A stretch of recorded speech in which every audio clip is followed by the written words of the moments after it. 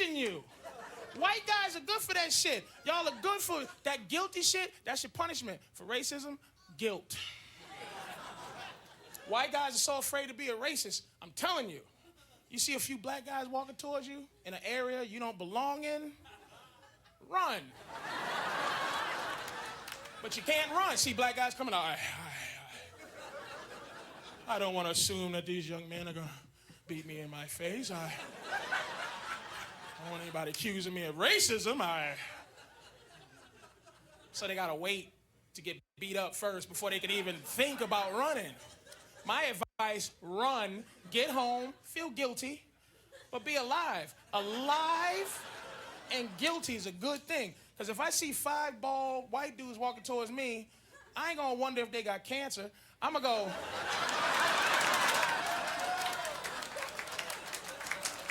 those look like skinheads. I'm getting the fuck out of here. And I'm not gonna come back, even if they pretend they got cancer. Oh, dude, oh. No, don't run, dude. We got cancer. We was all coming from chemotherapy classes over here, and they just thought we were strong enough to get, and I'm not running. I'm not, no. Because that could be the old cancer hang a nigga trick. I go back, hey, you guys all right? Get him! Oh. I fell for the cancer hang a nigga trick. How the fuck did I? You can stop it there. Good morning, Owasso. This is the Twins with Owasso Live, and this is the Morning Loop. That is a comedy sketch, comedy stand-up routine from the late, great Patrice O'Neal. And, yeah, he is one of the funniest comedians of our time. Like, all the guys that you know today, Dave Chappelle, what's his name? Kevin Hart, Norm Macdonald. I mean, go through all this. All of them knew who he was. He was a great comedian, and everybody loved him. And that is just proof right there is like how funny he was. And he wasn't afraid to get into racial stereotypes. And he calls out his community for things, and, he called out the white community for things. It was funny. And that's how it's supposed to be. And that's kind of like what we have with our show today. We're just talking about, because we've seen this being brought up a lot. It's being talked about all over the place with fatigue. Specifically, if you want to get into it, it's like black fatigue. But I wouldn't even say it's really black fatigue. What it really is it's BLM fatigue is really what it is. It's people are sick and tired of the people who are constantly doing things wrong and getting away with it. That's what everyone's tired of. Yeah, and I'm going to read this definition. I actually have it pulled up here on my phone real quick. Absolutely. So this phrase, black fatigue, was coined by a lady named Mary Frances Winters. And in 2020, she coined it in 2020, it refers to profound physical, mental, and emotional exhaustion black people experience due to enduring systematic racism, microaggressions, and the daily burden of proving their worth. It's a chronic, dull roar of stress manifesting as trauma, disengagement, and severe mental health issues. So, again, there's several examples like workplace exhaustion, black employees feeling disrespected or overlooked, when leading to disengagement or feeling forced to work harder or to overcome stereotypes. Constant vigilance, the mental drain of anticipating racism in daily life. Why would you anticipate that? You know what I'm saying? Like, just live your life and don't worry about what people think about you. Again, sticks and stones. Yep. Emotional labor, experiencing exhaustion from constantly educating others about racism. Why do you need to feel like you need to constantly educate others about racism? Like, nobody wants to have nobody wants to have a sermon given to them in their daily life. It's like, Correct. By the way, you're racist. You need to know you're racist, and here's why. It's like, I just want to be your friend. I don't care about your, again. That is the type of person, Yeah. switch to me, that's the type of person that shows up to where it goes, oh, God, I don't want to be around this person, because every time I'm around them, I have to worry about stepping on their toes or getting a lecture from them. Switch back. But yeah, so here's the thing too. So black fatigue has actually kind of come full circle now. Like, it's what you're experiencing isn't like when they say black fatigue, that's what they're referencing. When we talk about black fatigue, we're talking about people who, again, the double standards of people who are allowed to get away with certain conduct and behavior because, well, their systematic racism's a thing. Therefore, we're allowed to do more things and get away with more crap because, racism happened a while ago. Correct. Switch to me. And but yeah, it's getting to the thing is once you've released a phrase out into the world, you can't control how people use it. So Black Fatigue was made for that lady's book about, black people talking about the fatigue of their lives of having to deal with white people. And now it seems that now white people are using it, or the Nick Fuentes types are using it to describe, oh, we're just sick of black people doing, in their cultural XY. and their XY, whatever reasons, whatever cultural reasons that they have for it today. It's come full circle. Yes. But that's basically what's going on with It's this a lot Today like show. It's a lot like woke. So the Yeah. word woke used to be like, oh, it means that you're aware of like minorities being oppressed and whatnot. Now woke is like a derogative term for if gay, you're woke, gay liberal communist type. get woke, go broke. Yeah, exactly. So that's what we're talking about here. So anyway, we're gonna jump into reviewing some of these videos, and so again, there's a huge. Sorry, I keep clicking on the wrong things. There's a huge demand for racism, but there's a very small supply of racism. Yes. So this and right here, body cams was something that BLM initially demanded, and now basically all the markets are coming and go, no, body cam's bad because basically body camera footage has exonerated multiple police officers in incidents where if there wasn't body cam footage, police officers it'd be their word against the black person's word, saying they were racist to me. It's like, and then you release the body cam footage, it's like, oh, you're exonerated, officer. Correct. BLM originally switched to me. Mm-hmm. BLM originally demanded that police be forced to wear body cams, and the police didn't want to do it. Mm-hmm. That was the whole point. Was like it was probably more of a funding reason. Exactly, it could be, but the police did not want to wear it, and BLM and other activists were like, police have to wear body cameras because we want to see whenever they're committing racist acts against unarmed black men, was the whole point. Now we want cameras in classrooms. Yeah, teachers. don't forget to switch back and forth. Yeah. But the other thing is getting back to that is now it's come full circle with the video that we're about to show you, where now they're saying, we actually don't want body cams anymore because it's not revealing what we would hope it would reveal, basically. So basically it's showing that police are actually justified in a majority of the situations that they're in. And that's the issues that we're getting into now. So if you want to go ahead and play the video whenever you're ready. And actually, Corey, after we're done with this, don't click out of this. Click onto his channel and then just type in police body cams. And you'll see how many times that he's been exonerated. Sure. And how many times that he has videos of like police being exonerated, even though the media is trying to spin it into the minority's favor. All right, well, let's check this thing out. Body cameras are a mirage. And as I write in the propaganda book, and it's really critical to understand exactly how it happens, not only do they not reduce police violence, but they have been an essential propaganda tool in convincing so many well-meaning people across our society that the authorities care about police violence, that they want accountability, that they're doing something right, and it distracts people from the core important kinds of changes that we need, which is to reduce the size and power of these bureaucracies. So what you just heard right there is an Anyway, so that was Actual Justice Warriors video. We wanted to use his little intro there because we like his channel. We like the stuff he puts out. Definitely subscribe to his stuff. He makes great just go to the search bar at the top. Mm-hmm. So go to over there, look for the search. You should be able to do search video or whatever. Well, I don't. Just go over on the arrow. There you go, search. Now just type in police body cam and we'll see what pops up.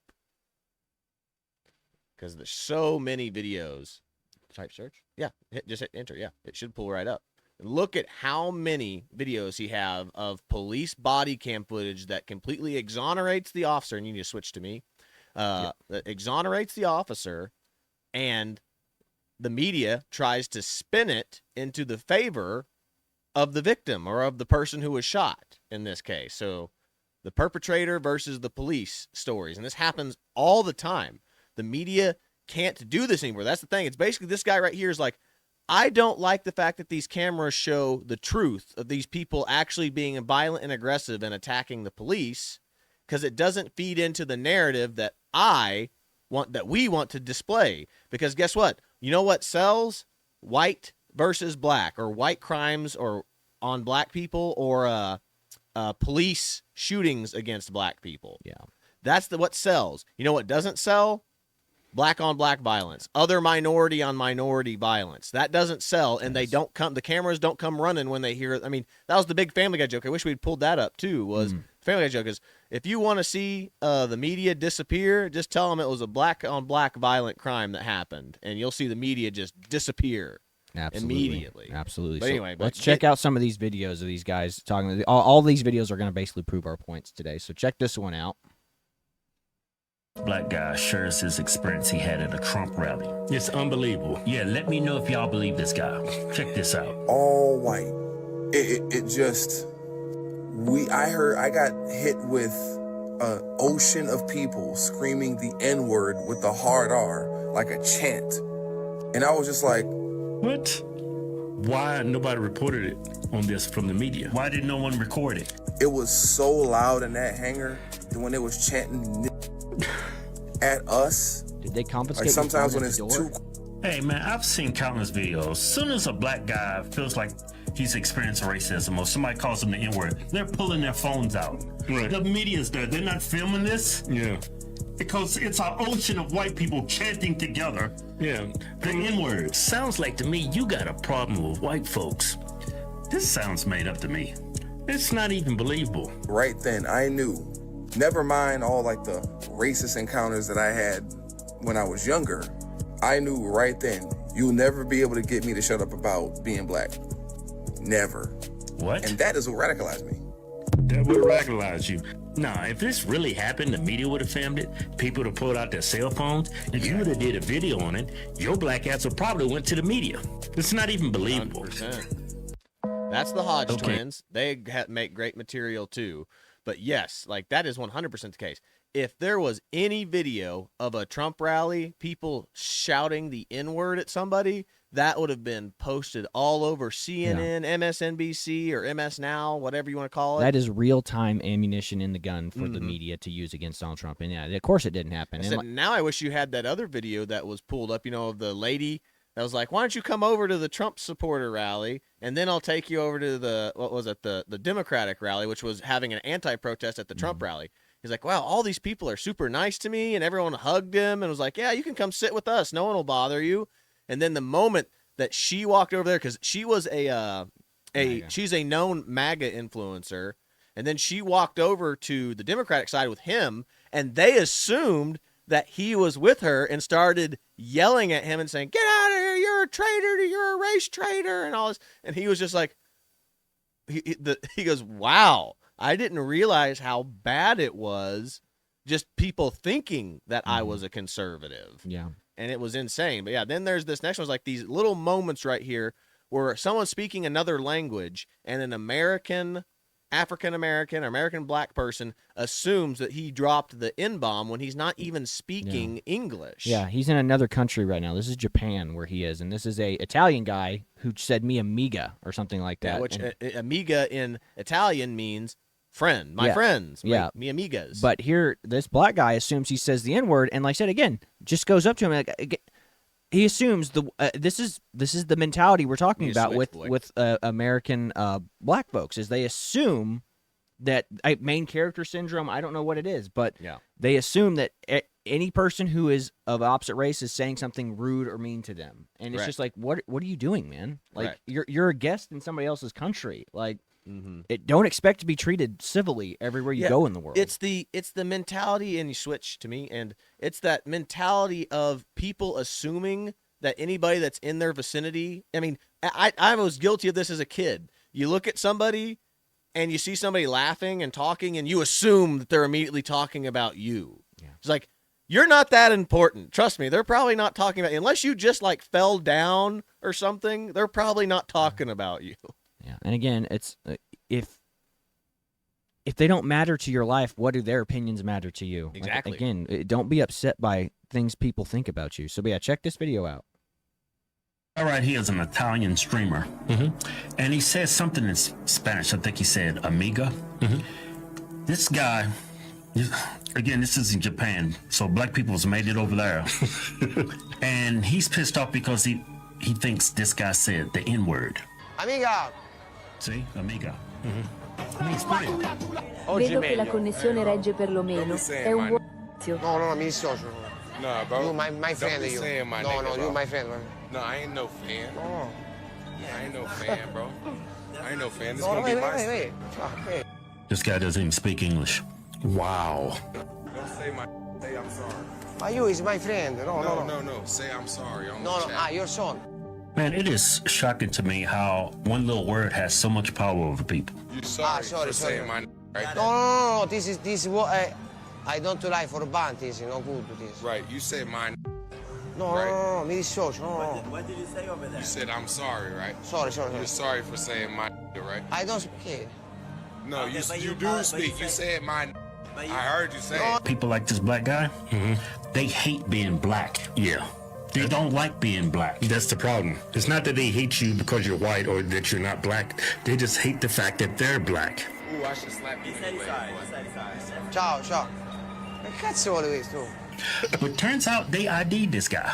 Good. This stupid American harassing an Italian streamer in Japan deserves outing. I believe he's a journeyman American football player called Malik Stanley. So he couldn't make it out here in the NFL, so he went to Japan. He has played for the Munich Ravens and other similar Euro teams. This is him. This is nuts. It's like this guy was out there looking for trouble, just looking to start something. He went out of his way to create a problem. We have racial anxiety. We hear things that's not there. We see things that's not there. This guy, perfect example. He heard something that wasn't there. He thought that guy was mocking him. He sees something that's not there. It's all a figment of his imagination. All the racism or joy of the racism that black people see, it doesn't even exist. It's just something they feel or they think. It's based on an assumption. Yeah, anxiety. They have racial anxiety. Yeah, they have racial anxiety. So this. Yeah. Again, what a great analysis by the Hodge twins. I mean, that's a good point. Again, just assuming that this guy was saying something to him. You know, his career is probably not going the way he wants to. I mean, but he's in Japan, for God's sakes. He's in a foreign country. Again, go to China. Like, I mean, did you see those? I mean, that video that goes basketball players getting off that bus in China, and they were all yelling the N-word. Well, at I him. had it pulled up. I don't know if you you need a transition. Yes. Said you if don't know if you have pulled up, but I had that. Do you remember that laundry ad video? Yes. The China. Yeah. I had that video pulled up in my thing. I don't Yeah. know if it was one of the ones that you pulled No, up. I don't think I did pull it up. But yeah, the video where they It's a black guy. It's she- an Asian lady. It's a black guy, like kind of coming on to like you need to switch to me. Mhm.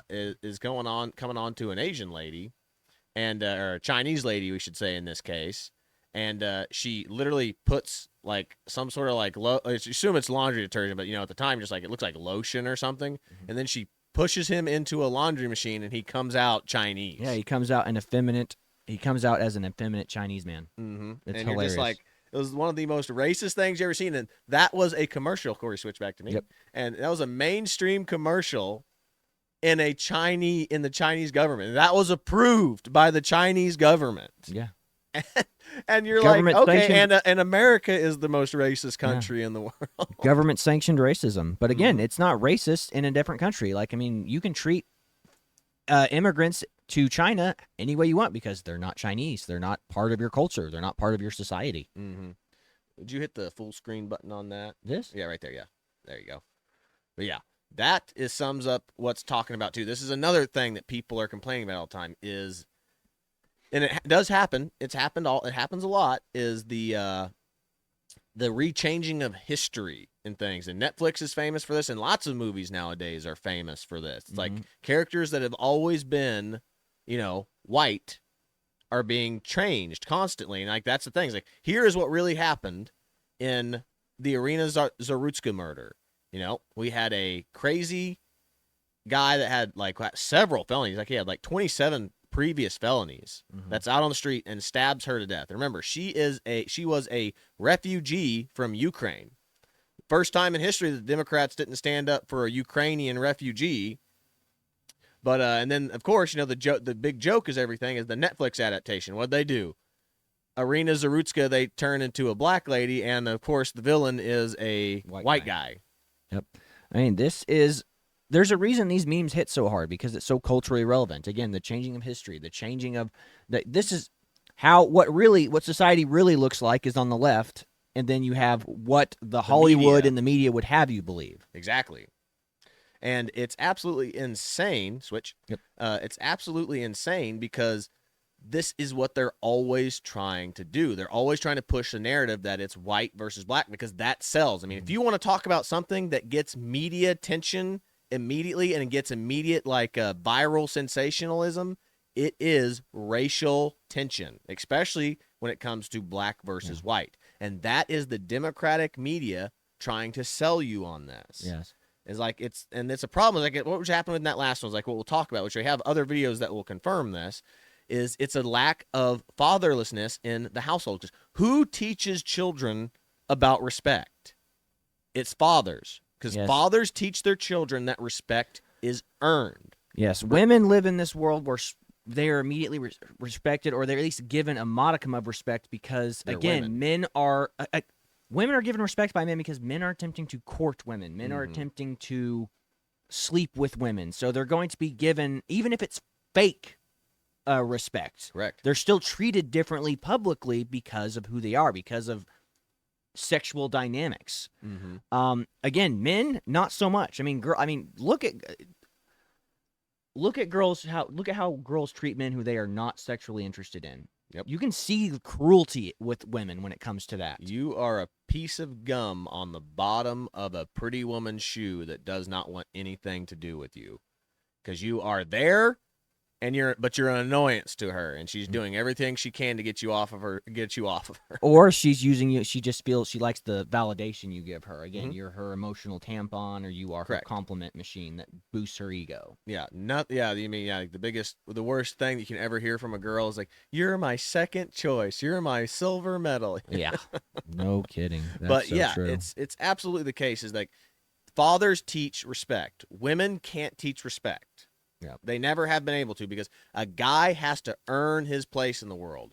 Girls, there's always, as long as you can bear children, you have a place in this world. Yeah, you're given a spot in society. You're given a seat at the table regardless of whether or not you've earned it. Correct. But that's the thing. That's why single mothers can't raise, or don't do a great job at raising, because there are single mothers who can do it, and there are the rare cases, like what's that one? There are always exceptions. Exactly. Like the one exception to that rule was, what's his name? That kid that's the Air Force guy that saved those people on that train. He's a good example of that. Yeah. Because he was raised in a single home. He still had his dad, I believe. Yeah.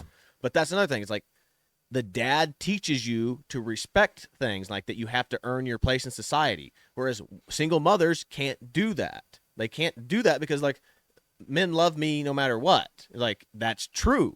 But that's the thing. They can't teach that to their sons, because a boy goes, a mother will never tell her, "You'll never be useless." Like a dad will be like, "Do you want to be a useless piece of crap for the rest of your life?"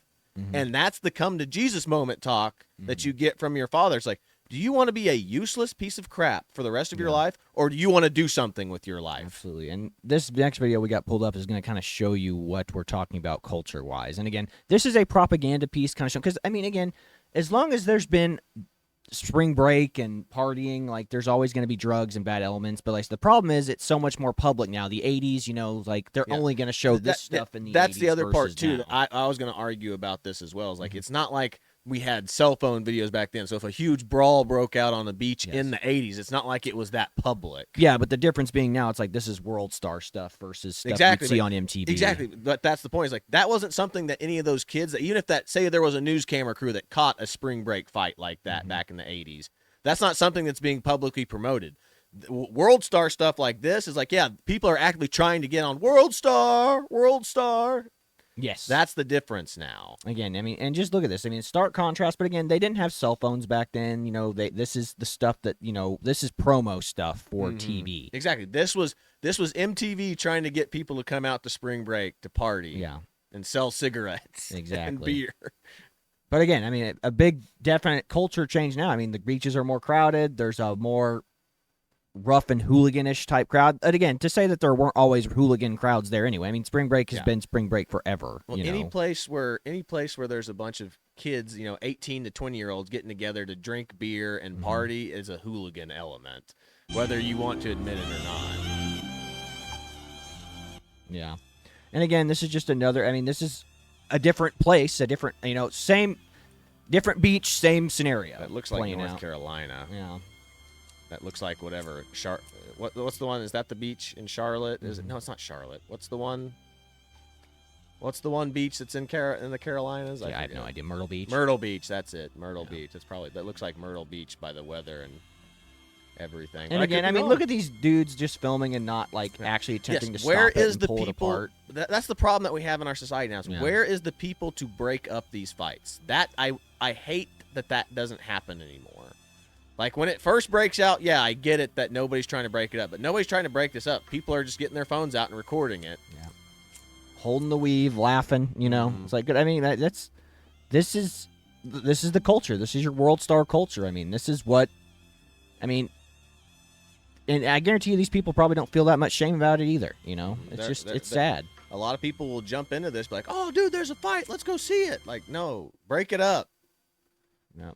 This one's too violent. I don't think you can show this one, man. Yeah, well, I'll kind of give a couple seconds. But yeah, this is just apparently she blew a kiss at his boyfriend or something like that, and then you just get these guys just railing these girls. I mean, in what world is this okay? Yeah, and then we don't know the full context of the Correct. situation, but still, I mean, like just destroying women in public is just absolutely crazy. Yeah, and this too, but this scary video that we just got away from right there is terrifying because that video goes on for you need to switch and goes on for a long time and nobody breaks it up. Nobody attempts to break it up. There are some people who finally come in to try to talk them down, but they just move them out of the way and start wailing on them again. And you're just like, where are the men to break this up? Yes, where are the men? There are no strong men in these societies wherever they are, and it's pathetic, man. But again, if I'm seeing two random people just going to town, it's like I don't know the full context of the situation, but I mean, the full context shouldn't matter. You should attempt to prevent violence. Correct. But again,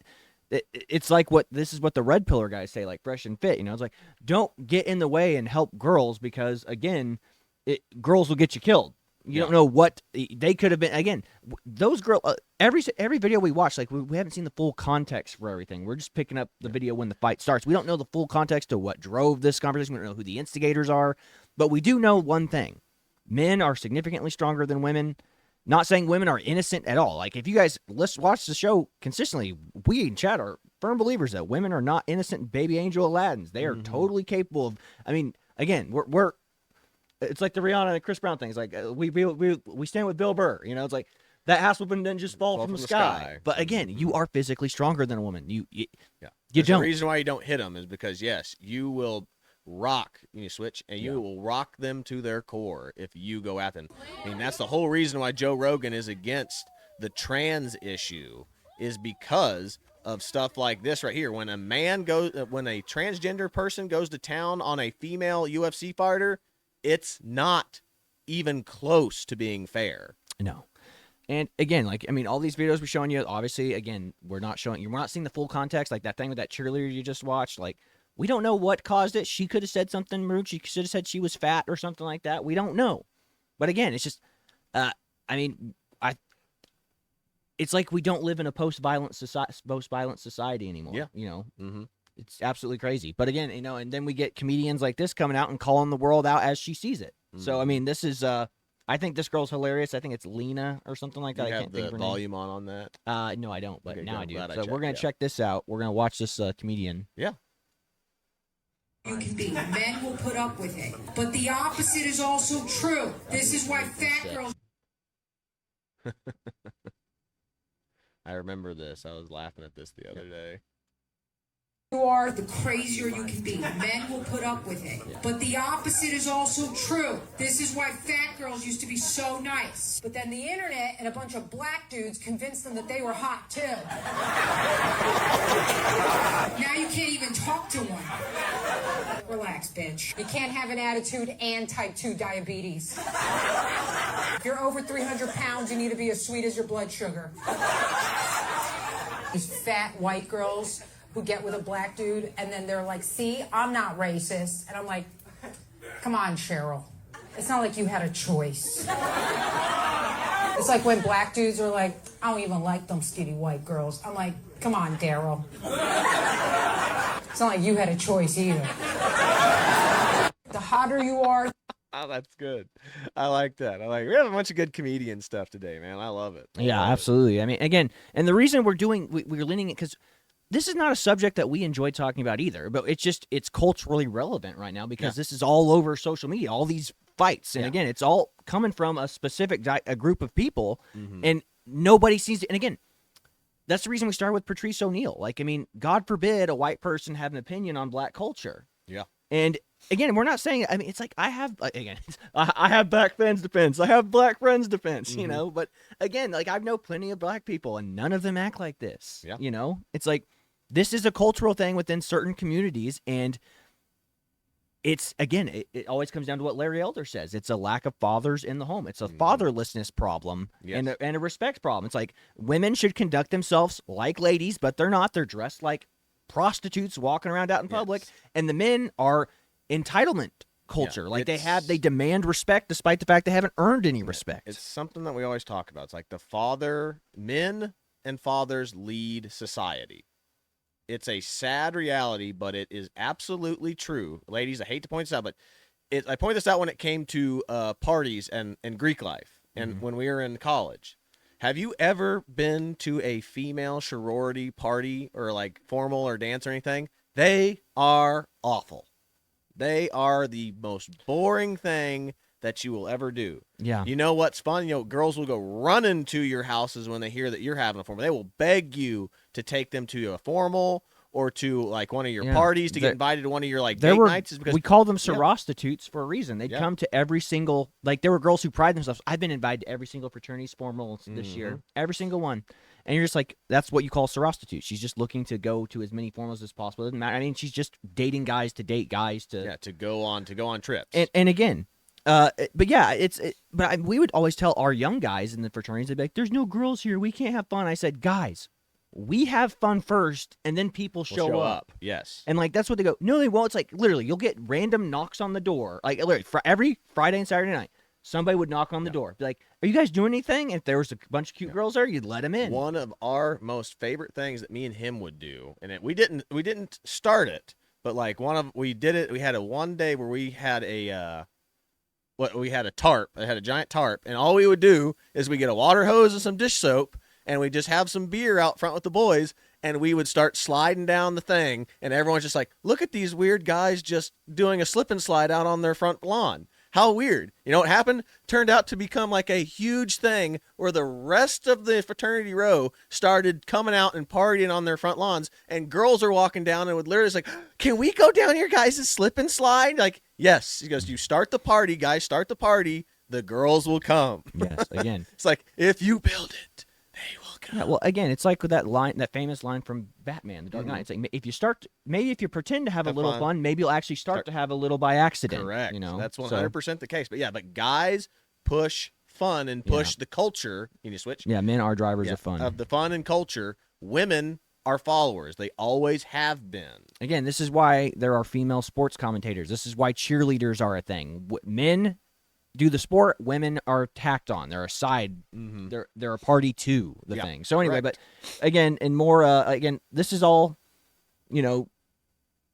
culture issues within the community. So we'll check this out. And again, this could be a girl starting up. Could have started the fight and then initiated the camera filming whenever she knew that he was gonna react. But the whole point of this is like these are the types of videos that are circulating the internet right now. And this is why we're saying this is why we felt compelled to talk about this. Yeah. It's not because we like this topic. We actually really dislike this topic, but this is what's being happened. This is what's pushing people into the arms of Nick Fuentes types right now. Yeah. But yeah, check this out. Yep, he just hit me. Got that on video too. Yep. Yeah, now he's gonna walk away and walk downstairs. Yeah. Good thing I started recording again. Because as soon as I stop recording, he throws at me. There's really only one way to make sure that he leaves for certain. Have a child. And again, you get this commentary from this dude who's just like a Nick Fuentes adjacent type, who's just playing into the stereotypes and whatnot. So again, not helpful commentary from this dude, but this is what's flooding internet feeds right now. This is what's flooding my Instagram feeds right now. So anyway, we're going to watch another Lena take, which she's with the Hodge twins in this one, I believe. Slapping bitches, so they forgot that they don't have the strength of a man. Right. Right? Yeah, I think it's good that we stop slapping bitches. I don't know about that. There's a few bitches I would like to slap. I'm looking at all these women fight men online. I was like, why? That's why. Yeah. Because you stop slapping them, and the female ego is ridiculous. But I mean, these women, like, they literally think what they see in the movies is real. I'm not saying just go around smack random women. Yeah. I'm saying you start acting like a retard, you want to get in someone's face. All it takes is one smack to realize you're not strong as a man. When I grew up, I used to see my father hit my mom. I hated it. So I was like, you know what? I'm never going to do that. And now your wife's out of control. We stop slapping bitches. She's wild, she's man. funny. She's wild. She is funny. But no, she's 100% right. Like, people saw Black Widow and Iron Man and go, women empowerment, we can do all this. Like, no, you can't. Like, I mean, it's the whole point of the military. I mean, I can tell you this is like, they're like, we're going to make the new PT test to where everyone has to meet the same standard, including the women. And guess what happens every single time? The women can't meet the standard, so they have to change and have a female standard every single time. Every single time. That's what's happened at every time. They try to gender neutralize the PT test or anything in the military. And they're like, so that way we can get equal representation of men and women. The women can't meet the standard. Yep. And again, then they think that they're tough because they see movies where female leads like Laura Croft, Black Widow, whatever, we can do everything that men can do. It's like, no, you can't. It just takes one. I lightly tapped my sister, like, growing up as a kid, and she's like, oh, Mom, he's bullying me. Yeah. Whereas my sister will wail on me, and nothing happens. You know why? Because she's a little, like, barely 100-pound girl. Exactly. So anyway, we're going to check out a couple other these well compilations, but we'll see. Oh, we're going to get knocked for this. Now you can turn it back on. He's not going to change, is he? He won't. He won't. He's not going to. Well.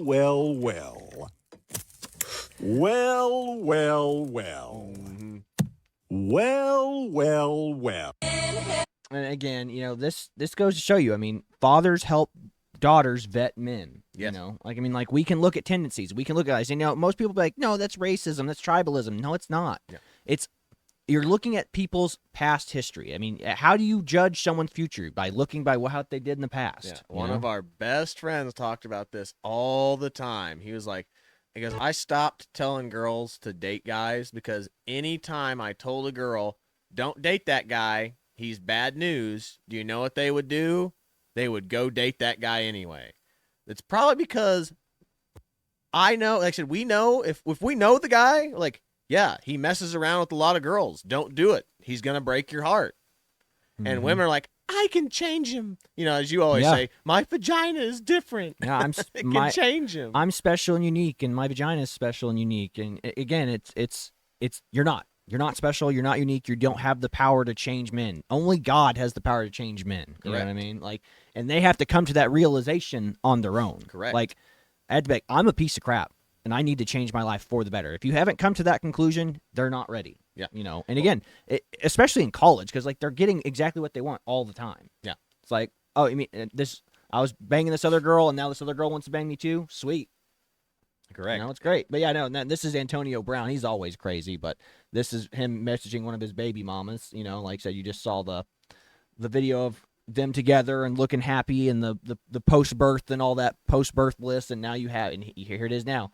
Hope you're doing good.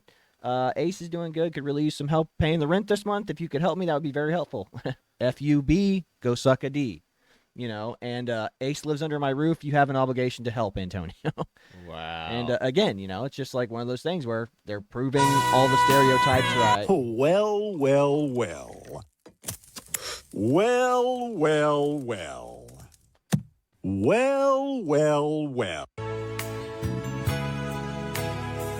Seventh child, seventh wife, you know, or seventh baby mama, you know. I mean, again, no personal responsibility, no nothing. Just, I'm just going to bang as many. Because, I mean, again, this is the guy that, this girl should have knew what she was getting into. Again, this is the I'm unique and special trope that all these girls think they have.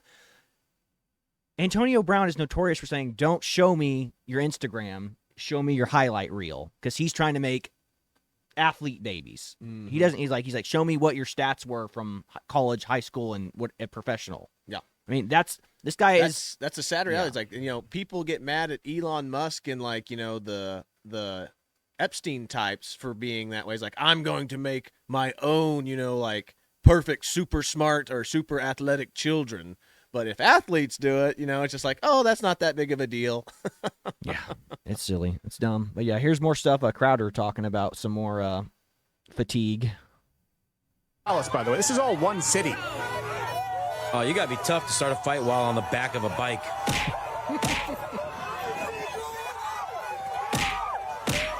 Yeah, of course it's gonna tip. Kind of dumb. It's over the weight capacity. Yeah, too many people on the bike, which is illegal. Assaulting people, illegal. Assaulting people on a moving vehicle, I would assume extra illegal. And all of this has inspired the latest installment of Leprechaun 14 White Flight. So, yeah, he's just doing... He's just doing basic white people things now. Yes, watering her feet. Is that Jill? That's not Jill Biden, is it? No. It's just... I know. No. He doesn't know. It's like, it's my first time in the suburbs. I'm getting the hang of it. Photoshop makes me happy. Anyway, happy St. Patrick's Day, minorities. Oh my God, that's funny, man. That is so. No, I can't do that music.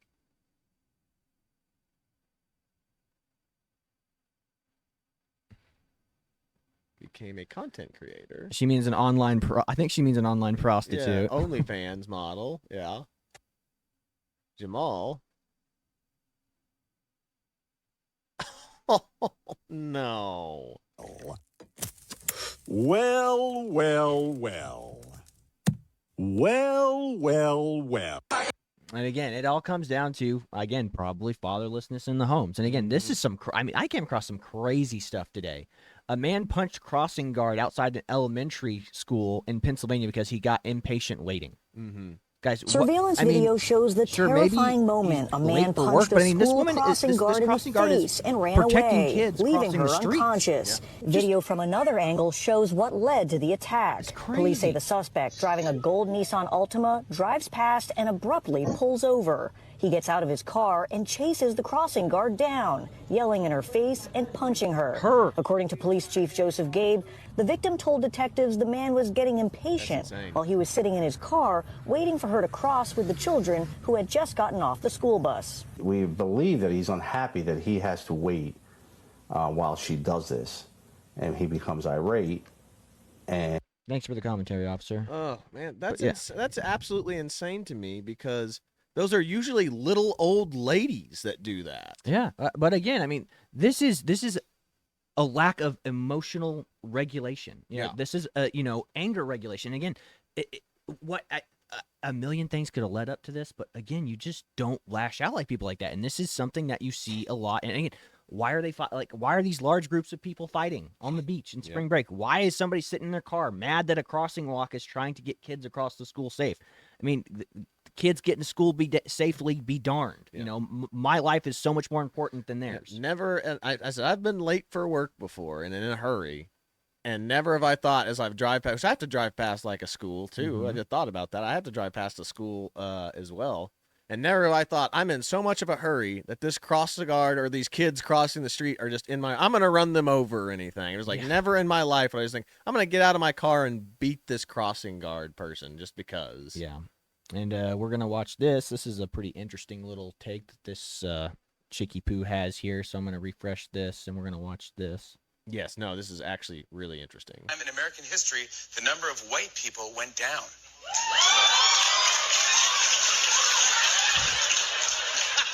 And white Americans will soon be a minority, and that's great. Whites will not be the majority. I mean, it's an exciting transformation of the country. It's an exciting evolution and progress of our country. We are going to be a white minority very, very soon. Let's just talk about facts, okay? Globally, white people make about 11% of the world's population. That's already a minority on a global scale. Most of the world is Asian, African, South Asian, Middle Eastern, Indigenous, etc. That's just reality. So when I see people celebrate a demographic change like it's just a win over a group, I'm confused. Imagine if we were saying, oh, Asians are shrinking, that's great. And I don't think it would hit this hard if white people weren't already demonized today. And hear me out. They're saying progress requires guilt and an apology for something you never did. And we have come such a long way as a society, praise God. And a lot of people have put in real work to make things better. But when white kids grow up being told there's something wrong with them just for existing, that doesn't create understanding, that creates resentment. And that's how you push people from one side to another, towards figures like Nick Fuentes. The whole point of this was to be less dehumanization, not switching who gets it.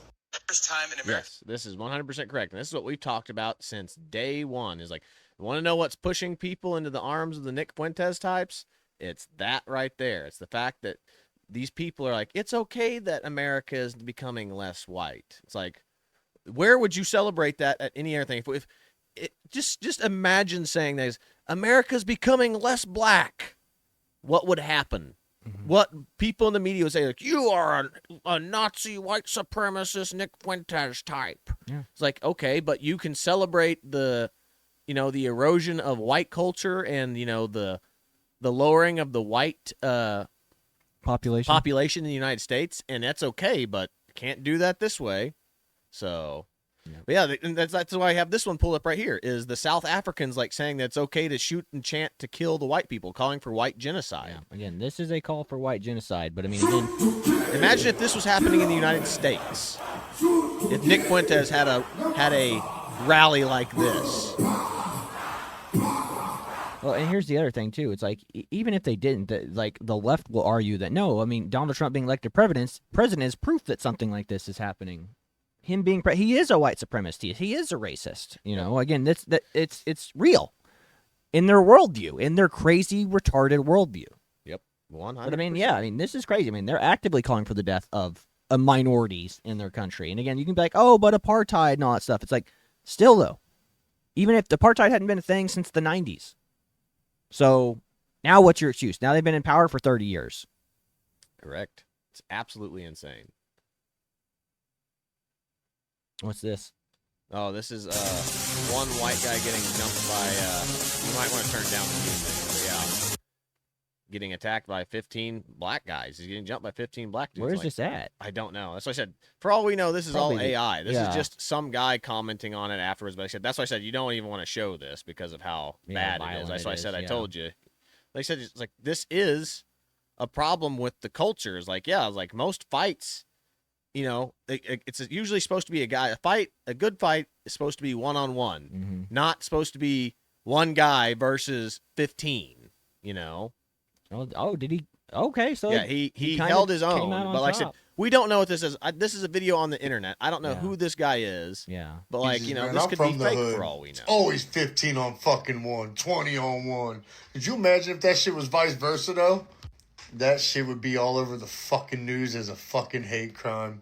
But he's not wrong right there. Yeah. That is my point. Is like, that would have been if the situations were reversed. And like I said, this is what it's leading to, which I need you to, show this and switch to me real quick. This is what me and Corey are afraid is going to happen. This is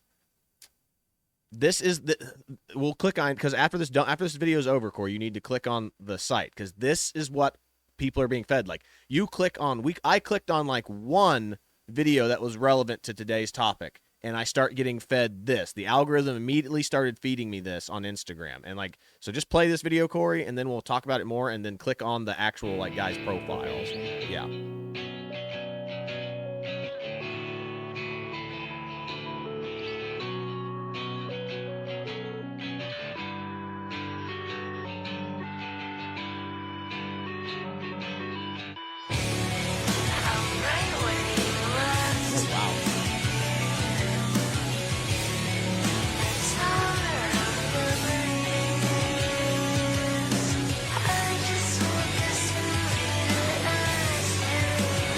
Music, we're gonna get copyright struck. Oh yeah, we are. This one's probably going to be in a lot of trouble today. Yeah, but this is what we're seeing. Like, these videos are real. Yeah, they got the actual Zarina Saruka footage in there. Yeah. Oh my gosh, I'd never seen that footage like that before. Neither had I. Like I said, that's why I was shocked when it is. But yeah, we don't have to live like this. Look at this. This is the groypers. Yeah. This is a groyper thing. The guys that show up in khakis and T-shirts, even though we're pretty sure those guys are feds. But click on that. Go to that. This is a whole channel called Black Fatigue 2.0. That this is all this is dedicated to. Oh my goodness. This is where you're pushing white people to go to. You wonder why Nick Fuentes is growing in popularity. People are seeing videos like this. They are making compilations of videos like this. The algorithm is going to force feed this to a generation of people that will be radicalized. Oh, Correct. Cow. And like, if you're going to make it to where you're making it black versus white, the whites are going to coalesce around each other. And like, this lady has a good point here. I mean, this is another person that makes another point. They're like, this is what's going on in our society, and it's bad. It's not bad when other people do it, but when whites do it, it's evil. But yeah, check this out. She makes a great point. I began to question, why do only white countries have the moral obligation to live in this experimental diversity? I began to question why Americans living in the land of the free were forbidden the freedom of association. I began to question why the same groups of people that benefit from our country's altruism are allowed to collectivize within our borders in peace, yet any semblance of white collectivism is considered a form of supremacy. I began to question, why do I have to morally justify the continuation of my people? I am no longer a civic nationalist. I'm no longer a civic nationalist because demographics matter. I'm no longer a civic nationalist because in our majority white country, it is considered controversial just to say it's okay to be white. That is true. And I'm no longer a civic nationalist because I won't stand by as whites become minorities in their own homelands just so that I can selfishly claim at the end of it all, at least I was an individualist. And I have a dream that one day whites will be equally permitted to live in their own countries as others do. I am no longer a civic nationalist, and I'm not sorry about it. Yeah, I mean, again, it's the push to cultural doom and decay through toxic empathy. Correct. And again, the demographic things is less bothersome to me than the cultural shift that we're seeing. I would argue, yes, here in America, the demographics don't matter nearly as much here in America, but England makes 0 sense. England is the whitest of the white of places that you could possibly live. And the fact that they're turning into a minority in their own home island nation, which means that anybody that comes there that's not white was not a member of that society. Yeah. So again, this is what we're talking about. I said, again, and here's an African guy talking about the cultural differences between his society and then the European societies. Yeah. Let's check it out.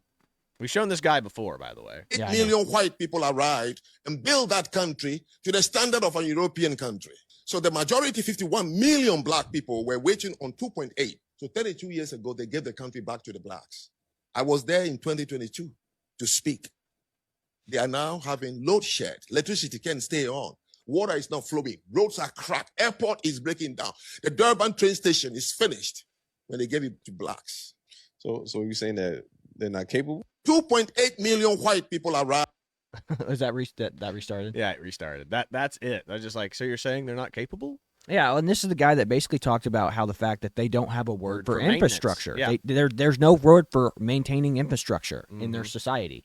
And that's crazy to think about, but I mean, it does make sense. I mean, you saw that video of Rhodesia versus Zimbabwe that I showed a minute ago, and you saw how crappy it looks now. They're not maintaining it. They're not maintaining the roads. They're not doing anything. So again, it's what happens when you don't have a culture that understands or has the ability to sustain. Now you can be like, well, it's because nobody wants to do trade there anymore. It's like, well, whose fault is that? Yeah. Well, it's also the same thing with Democratic politicians too. It's like, what is more? The more useful thing is to fix your infrastructure, fix your roads, redo your infrastructure, stuff like that. But that's not sexy to a politician. You have to build something. We're going to build it's literally like the Leslie Knope thing. We're going to build a new park. We're going to build a new convention center. We're going to build a new library. Yeah. We're going to build a new cultural center. You know, again, that's not sexy. Again, it's like, hey guys, it's like, imagine if you came into a town, it's like, I'm going to run on fixing the sewage system and fixing the water pipes. Everybody's going to be like, oh. that's gay. But it's like, you need it. Yeah, so you need it. They go, that's nothing wrong with that, but that's boring, and that's not going to get you win an election. Just wait until your toilet quits working, and then you're going to be like, why isn't the toilet working? Your toilet's not working. Democrat, your toilet's not working because we don't have another cultural diversity center. We'll have to spend $50 billion to build a new diversity center for you. Correct. 100% correct. So anyway, what is this? I don't like these guys. This is them saying that white people have no culture. Oh, that's nice of them to say. Yeah, so check it. Do you have the sound on it? Yes, I do now. Okay. Check it out. A culture. White people have no culture. What's your favorite thing about being a white girl? I would say just the culture. I don't know. What culture? Yeah.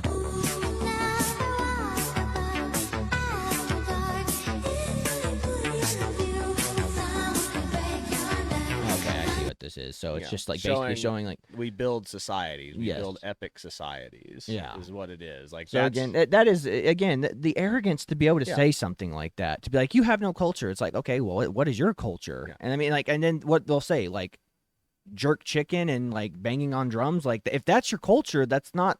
That's like two things. This happened to me at basic training, actually. Like, really, there's a couple of guys. They didn't talk about white culture. They were talking about city. It was the New York guys. It was the city guys talking to the country guys, and like they came to me because like the other guys are like, oh, we have culture, but it's like I said, you ask an 18-year-old what culture is, they're not really gonna know. And they're like, yeah, it's like we have this mentality. Of course, there's mentality of like we have to look good, we have to be dressed flashy. We gotta, of course, they're speaking in very heavy New York accents.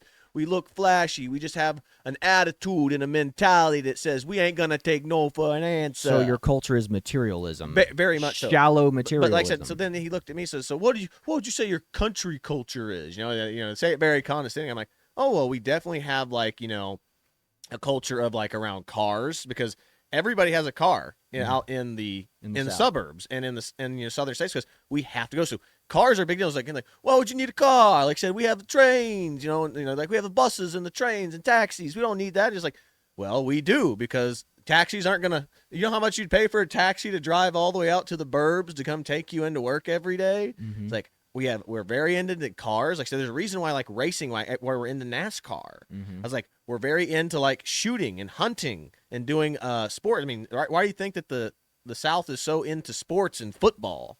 Like, I mean, that's a whole culture around like outdoor manly activities, and everything that they were talking about was like hustling. Yeah. It was like, everything hustling about materialism. Yeah, it's very materialistic. It's like, that's the difference. It's like we create cultures around being manly. Like, like you have to do something. It's like guys go mudding in their trucks. We go out into the field and we start a campfire. We go hunting, fishing expeditions, whatever. Like we talk to them. They're just like, but this thing is that it's a culture clash. It's like they couldn't imagine doing those things. Like, man, we play basketball. You're just like, yeah, well, you don't play football because there's no place to play in the grass where you guys live. So we play football, we play soccer, we play baseball. It was talking like there's a huge culture clash, and like they couldn't understand and grasp why. Like the whole point, like right there, I said, why do you need a car? Why do you need a car? It's like, because we have to drive to work. Everywhere we go, we're at least, like 10 to 20 minutes away from work, which means that you're at least like 20 to 30 miles away from your business. Yeah. But this thing is like, that's a culture clash between groups of people, and especially if you're in an urban environment, you don't need the things that I just mentioned, or you don't get to participate in those things. Yeah, and again, this is a culture thing too. I mean, like, no shame. Like I said, they're caught on camera stealing. Like, I mean, like, look at this video right here. This is crazy. Again, these are just videos on the internet. For all we know, these are all fake. Yeah, these could be AI for all we know. I doubt it.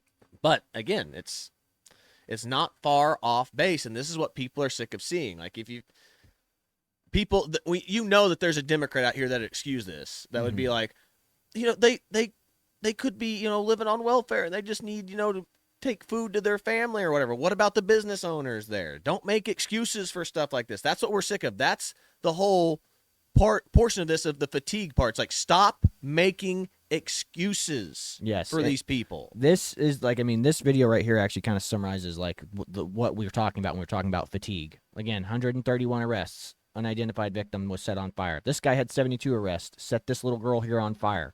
45 arrests, murdered this lady right here. 39 arrests, murdered this lady right here. 33 arrests, murdered this poor guy right here. 30 arrests, murdered this lady here. 17 arrests. I mean, again, there's a culture of, this is the culture of, what is it, catch and release, forgive and forget. You know, It's like, hey, you know, we got to hold these folks responsible for their actions. What was it? I forget what it was. The big thing that I've been seeing going around the internet right now, I wish I had pulled it up, but it's like a guy got off for like assaulting a girl because his IQ was too low. But a fisherman like put weights inside of a fish to make his fish heavier, and he got 10 years in prison for that. That's insane.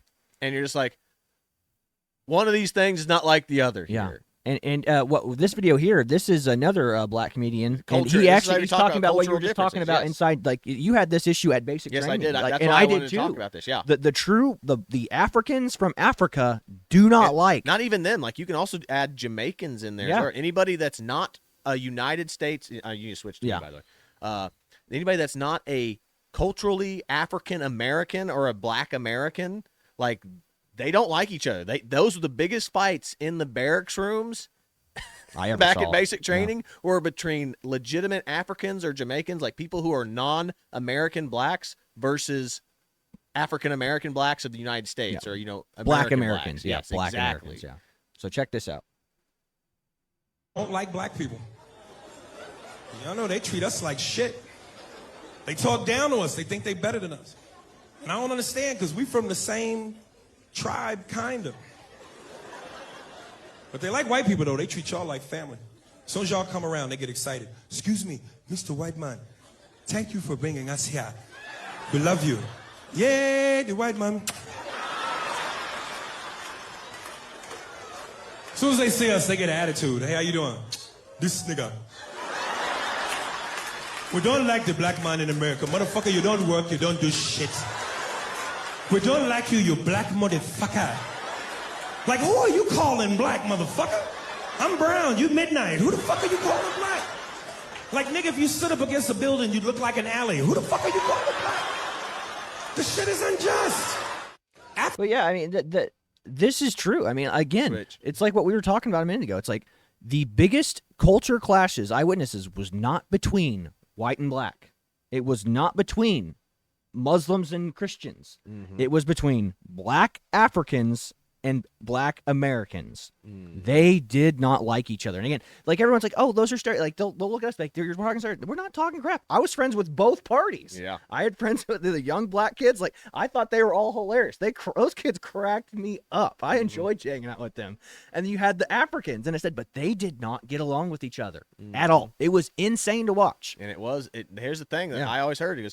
It was a respect thing. It was like, you are the most disrespectful people I have ever met in my life. And just like, they would go at each other. It was crazy. Yeah. And and here we are, all of us here just trying to hold both groups back, like, guys. And like, it was insane. That was a regular occurrence at basic training. It was one of the Africans, like legit African Americans versus like a black American. Yeah. And it was insane. But here's what we're talking about when it comes to this is what we need. Yeah, this is what we need. This is what Larry Elder's been talking about for years, and what you and I, the synopsis of this, like, whether or not you believe any of the stuff we watch today is real. I mean, obviously a lot of it's real. Like, I mean, a lot of the people that were murdered, the Irina Zarutska stuff, it's all real. But whether or not you want to believe it's real, or whether or not you believe this divide is worse than it is, or white people are evil, or black people are, bad, none of it. What matters is this right here. This is the solution to the problem. Correct. And the solution is, again, at the end of the day, the solution is always return to Christ, follow Christ. Again, it doesn't matter what your skin color is. The only thing that matters is that you are a follower of Christ. And again, because this whole holding white people guilty for the sins of the past, that is original sin stuff. It's like, what are you doing? Yeah. Like, we're all forgiven of our previous sins. Like, get over it. Let go. Stop having hate in your heart. But that's why this leftism ideology, and you switch to me, it's anti-Christian. is anti-Christians, because like, it's telling you that you will always be responsible for the sins of your fathers, whereas Christ teaches the exact opposite. You are forgiven of your sins. You're forgiven for the sins of your fathers. You're forgiven for all of your sins that you've done. Yeah. Like, it is the whole point of this is like, that's why It is a anti-Christian value to be like, no, hold on to that anger. Hold on to that hatred. Yeah. You need to never forgive the white people for the sins of slavery. Emperor Palpatine, good, let the hate flow through you. But yeah, let's check out here. This is the solution right here. This is awesome. When the SOS went up at a troubled school, who answered the call? A bunch of DADs. Here's CBS's Steve Hartman on the road. Not many good news stories begin in such a bad news way. It happened last month here at South. Pause this for just a second here. Doesn't all that look like what we literally have been watching all day?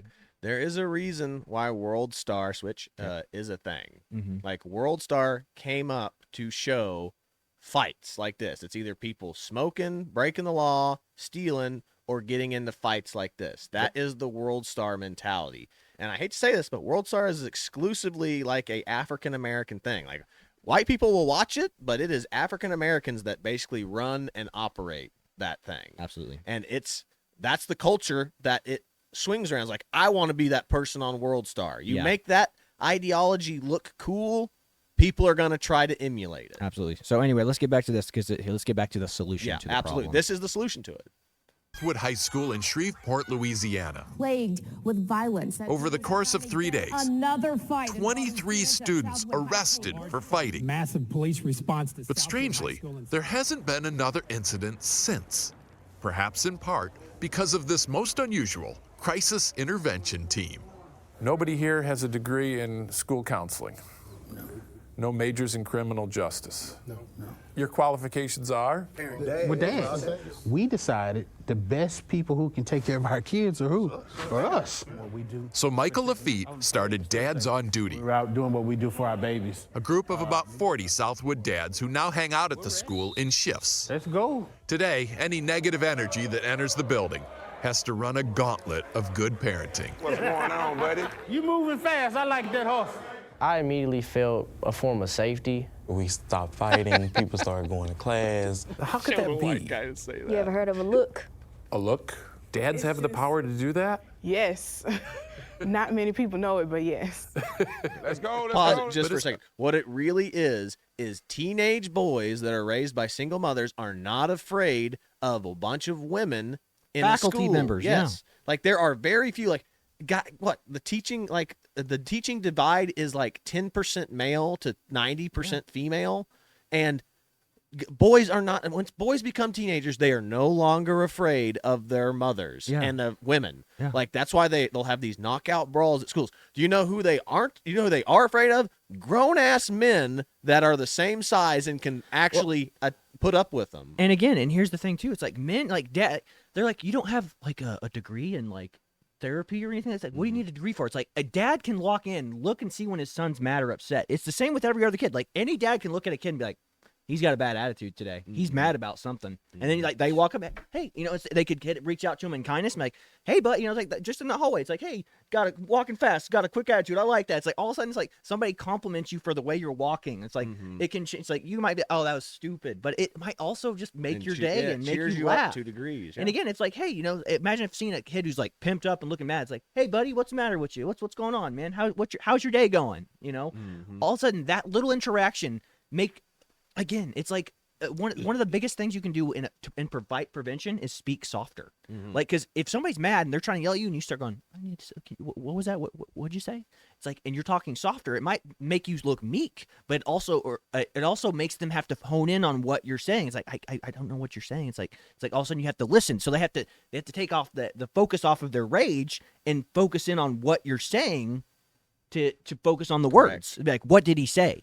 Correct. So again, there's a million things, and again, dads are supremely qualified to do this stuff. And again, just these good Samaritan dudes coming in here and fixing a problem like that, just by their presence being there. Yeah, correct. Like I said, the main reason why you have to have like why people nowadays seem to need to have therapists and counselors, it's because they didn't have good parents at home that listened to them, and I mean really listened to them.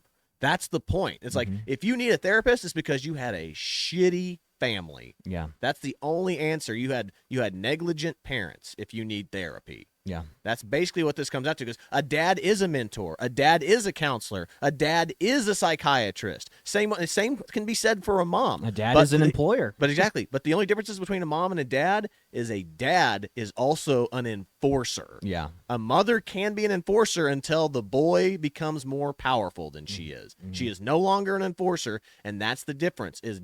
There's a reason why these boys aren't fighting at the school anymore. It's because these dads are here. Yeah. Dads cause respect to be held. Like, even if they don't respect, even if those guys don't think they respect those dads, they fear them enough not to fight in their presence. Yeah. Again, because, I mean, you have kids who come up, dude, I'm not going to say anything to my dad. He'll whoop my ass when I get home. Like, exactly. It's like, you don't think he won't whoop your ass? He knows me. He doesn't know you. Mm-hmm. So, again, just like the fact that these good Samaritans, these legendary dads, these badass good Samaritan fathers, I mean, again, this is what the black community needs so desperately. Mm-hmm. I mean, these guys are heroes, every single one of them. The most violent school district in the city that they said, you need to switch to me, by the way. The most violent school district in the city, and these guys made it drop to 0 overnight. Yeah. That is the power of a dad. Yeah, again, so awesome. And again, these guys are legends. And again, they're taking time out of their day to be at school. Like, these guys have jobs. They have to put a roof over their kids' heads. Like, and they're coming in on, like, their days off to just, like, walk around on the school. Correct. I mean, this is so cool. Yeah. This is the coolest thing I've ever seen. It's awesome. It's powerful. And again, this is the type this of is what the black environment that we community need. needs. Yeah, this is the type of culture that the black community needs to foster, for sure. Absolutely. We'll kind of finish this out and then wrap up. Yeah. It's not just the firm stares and stern warnings. Let's make it to class, my son. It's also the dad jokes. They just make funny jokes like, oh, hey, your suit's untied, but it's really not untied. They hate it. They're so embarrassed by it. And it's that perfect mix of tough love and gentle ribbing that dads do so well that has helped transform this school. The school has really just been, like, happy, and you can feel it. Which is why the dads plan to keep coming to Southwood indefinitely. Because not everybody has the father figure at home. Or a male, period, in their life. So just to be here makes a big difference. Do you think you stumbled onto something here? Yes. Absolutely. Absolutely. 100% They'd like to start chapters of Dads on Duty throughout Louisiana. Hell yeah. And hope to eventually take on the country. All right. Hell yes. Without a... God bless those men. God bless those men. God bless them taking the time out of their day to hang out and be a part. I mean, again, cracking jokes, keeping it light. That's what I was going to say. Is like, they are humbling these violent kids. They are humbling them. I mean, there's no better way to be humbled. I mean, it was one of the funniest things I'd ever seen was we had a guy that was in our fraternity, and I won't say his name. I really actually don't remember his name, but he was always a problem guy, and he wanted to be on the football team. I think he did join. I think he became a walk-on at one point. I don't know how long he stayed, but he always had a bad attitude, and he wanted to fight everybody. He always wanted to fight everybody. And then this one guy that was friends with one of our members, super tall dude. He was like 6'4", and he was just a monster of a guy. He was he part-timed as a bouncer at bars and stuff. And he came out and like he just gotten in a fight or gotten in trouble or something, and he was having a bad attitude. And he was out there pouting on the thing, and this guy was out there sitting with me and you, and just smoking a cigarette. He comes outside and he's just like moping, and he goes, "Hey, can I get a cigarette?" And he looked at him. He goes, "You want to use your big boy voice?" And he's just like, "Hey, can I get a cigarette?" He goes, "You want to say please?" And he's like, "Please, can I get a cigarette?" He's like, "There you go. There's your big boy words." And he was just humbling this guy. Like that is what these dads are doing, because a guy that is as strong as you, or at least on your level, or some has maybe even a little bit bigger than you, taller than you, will humble you. A good man will humble you and put you in your place. Whereas a kid who's grown up, and like, again, it's not all of them, but who grows up in a single mother household that has no respect or fear of a man getting punked, basically that's them getting punked, but it's them humbling. It's like, hey, it's like that say, your shoe's untied. Look down and goes, "Oh, now you're embarrassed and you feel stupid," but you're like, oh. Again, it's no different. A dad, like when you're angry as a little kid, you're mad, and then dad tells a joke. You don't want to laugh, but you can't laugh. help it because it's just dad humor. They know how to disarm you. Like dads know, because you're their kid. Like they know how to disarm you. They know what your tics are. They know what's gonna make you mad. They know what's gonna make you laugh, and that's the beauty of it. And again, we live at the mercy of people stronger than us all the time. Like, I mean, again, that same scenario, like that guy came out and you and I had been like, when you use your big voice, he probably would have tried to punch us in the face. Yeah. But again, he's not going to attempt to punch a 6'4", 300-pound monster. Yeah. You know, it's like the same. It's like we live at the mercy of the stronger people around us. Like, that's why I love our best friend was on the TU football team, like 380-pound guy, 6'4", you know, it's like, we live at his mercy. He could choose to be like, I'm not your friend anymore. It's like, I'm going to beat you up. You know, it's like, we live at his mercy, but I mean, he's the gentle giant. You know, that's why big guys are so awesome to be around, because they know they're giants. They know they can hurt people, but they don't. They choose to be magnanimous, you know.